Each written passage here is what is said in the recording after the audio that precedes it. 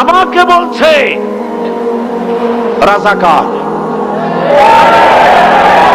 শুনে রাখো, চট্টগ্রামের লক্ষ লক্ষ জনতা, পার্লামেন্টে যখন আমাকে এই কথা বলা হয়েছিল, আমার পার্লামেন্টের কলিগ জাফরুল্লাহ চৌধুরী সাহেব বসে আছেন এখানে,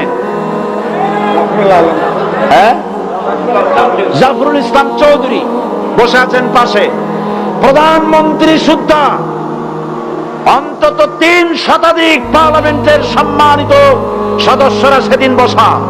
1997 সনের বাজেট বক্তৃতা যখন আমি করতেছিলাম, ডক্টর কুদরতে খোদা, নাম রাখছে কুদরতে খোদা, আসলে গজবে খোদা। এই লোকটি নাস্তিক, ইসলামের চূড়ান্ত দুশমন।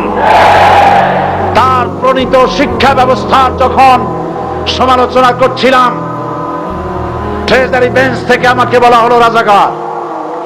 আমি আমার সমস্ত শক্তি একত্রিত করে বলেছিলাম,